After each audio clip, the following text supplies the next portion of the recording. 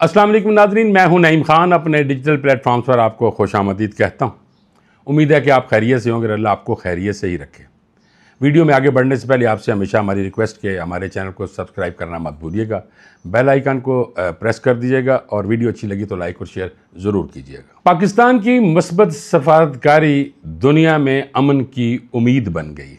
एक तरफ तो वज़ीर आज़म पाकिस्तान शहबाज शरीफ सऊदी अरब का कामयाब दौरा करने के बाद कतर पहुंच चुके हैं और दूसरी तरफ field marshal Asim Munir Iran और अमेरिका का तनाज़ा ख़त्म कराने के लिए तेहरान में यानी ईरान में मौजूद है। कल दुनिया उस वक़्त हैरान रह गई जब फील्ड मार्शल ईरान पहुंचे, उनके साथ मोहसिन नकवी भी मौजूद थे। दुनिया इस सोच में गुम थी क्या पता नहीं क्या होने वाला है, लेकिन आसिम मुनीर उन तमाम जो सोचे थी ना लोगों की, उनके बरक्स आसिम मुनीर तमाम ख़तरात को नज़रअंदाज करते हुए ईरान पहुँचे। मैं आपको एक ख़बर देना चाहता हूँ, वज़ीर आज़म सऊदी अरब से कतर पहुँच गए और फील्ड मार्शल ईरान पहुँच गए और तमाम स्टेक होल्डर्स को ऑन बोर्ड लिया जा रहा है। और ज़राए ये भी बता रहे हैं कि फील्ड मार्शल सदर ट्रंप का ख़ास पैगाम लेकर ईरान पहुँचे हैं। जो आने वाले मुज़ाकरात इस्लामाबाद में होने जा रहे हैं उनके नुकात को तय किया जा रहा है। मैं आपको वो बताने जा रहा हूँ कि पाकिस्तान वो सब कुछ किए जा रहा है जिसकी जुर्रत कोई और मुल्क नहीं कर सकता। इतने ख़तरे और इतने हाई अलर्ट के बावजूद भी फील्ड मार्शल का ईरान में जाना कोई आम बात नहीं है। ये दौरा चीख चीख कर बता रहा है कि पाकिस्तानी फ़ौज का लेवल क्या है। जहाँ दुनिया तेहरान जाने से कतराती है, वहाँ फील्ड मार्शल आसिम मुनीर सीना तान कर उतरे और ये साबित कर दिया कि किसी भी सेहूनी ड्रोन या मिसाइल की कोई हैसियत नहीं। ये पाकिस्तान के एटमी डेटरेंस और फील्ड मार्शल के आहनी आसाब का सबूत है कि इसराइल के हिफाजती जो हिसार हैं उनमें शगाफ डाल दिया। इस बेखौफ दौरे के 3 बड़े और 2 कड़वे हक़ाइक़ वो मैं आपके सामने बयान करता हूँ। नंबर 1, इसराइल को ये वाज़ेह पैगाम दिया गया कि मुस्लिम ममालिक एक हैं और पाकिस्तान उनका अलम बरदार है। नंबर 2, कल वो सारे बुत जो इसराइल ने खौफ के कायम कर रखे थे, जैसे कि ईरानी लीडरशिप को शहीद करना, हमास के लीडरों को शहीद करना, लबनान में तबाही करनी, उन तमाम बुतों को और तमाम खौफ जो उनसे थे वो फील्ड मार्शल ने अपने जूते की नोक पर लिखे।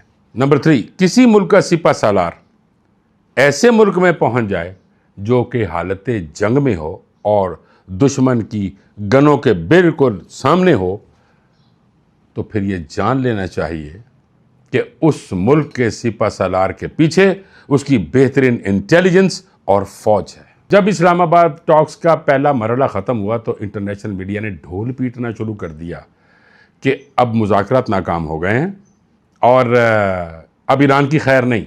तो नाज़रीन, मैं काफ़ी दिनों से ये एक बात ही कह रहा हूँ कि जेडी वैंस ने जाते हुए ये कहा था कि हम मीडिया सर्कस नहीं लगाएंगे और ये मुज़ाकरात दोबारा होंगे।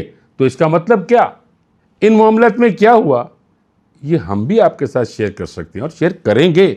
लेकिन इस वक्त नाजुक मामलात हैं और कुछ कौमी मामलात भी होते हैं जिनको डिस्कस करना मुनासिब नहीं होता।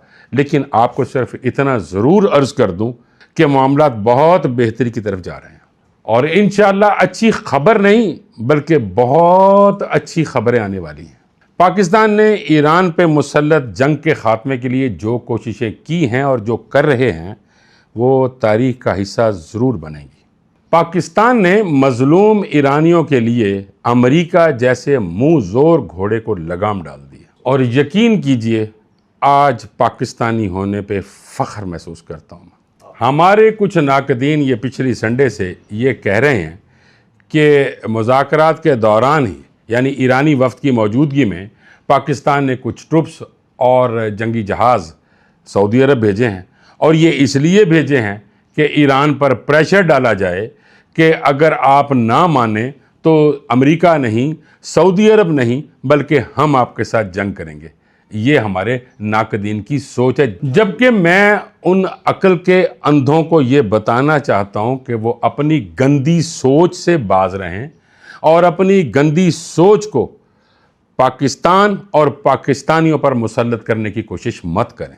आप ज़रा तसव्वुर करें, तारीख़ का वो वर्क पलट चुका है जिसने सेहूनी यानी इसराइली ईवानों में हलचल मचा दी है। बहरा अहमर यानी रेड सी के करीब इंतहाई अहम किंग फैसल एयरबेस को पाक फौज और पाक फ़ज़ाइया के हवाले कर दिया गया। ये कोई मामूली नकलो हरकत नहीं है नाज़रीन। नक्शे पर अगर आप देखें तो ये बहुत इम्पॉर्टेंट जगह है जो पाकिस्तानी फ़िज़ाइया और पाक फ़ौज के हवाले की गई है। सऊदी अरब का ये फ़ैसला इसराइल के गले की हड्डी बन चुका है।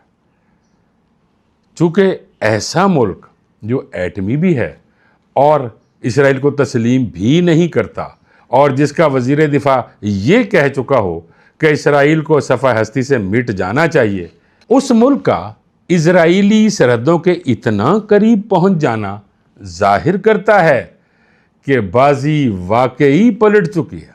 इसराइल के इतने करीब पाक फौज का होना ये जाहिर करता है कि अब पाक फौज के जो मारखोर हैं उनकी नज़र इसराइल के ऊपर टिक गई है। इस बेस से न सिर्फ सऊदी अरब की हिफाजत की जाएगी बल्कि हरमैन शरीफैन की भी हिफाजत होगी और अल-कुद्स यानी फ़लस्तीन की आज़ादी के लिए भी राह हमवार होगी। जदीद तरीन J-10C थंडर तैयारे और ड्रोन से लेस पाक फ़िज़ाइया के शाहीन अब इस खित्ते के नए पासबान होंगे।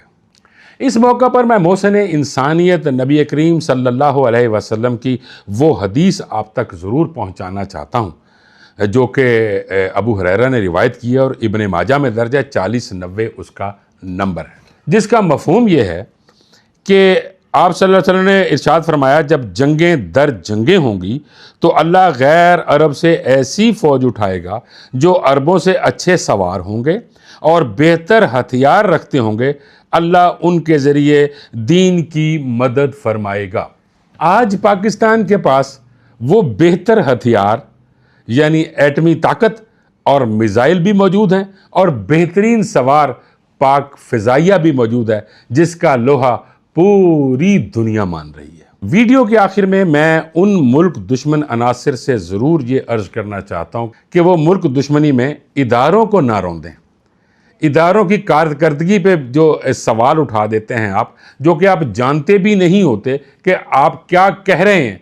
सिर्फ मुल्क दुश्मनी आपको चाहिए और आप मुल्क दुश्मनी में ही इतना आगे चले जाते हैं कि इदारों को भी रोनते चले जाते हैं। वो इदारे जिनको पूरी दुनिया इस वक्त सलाम कर रही है, आप उन्हें रोनते चले जा रहे हैं।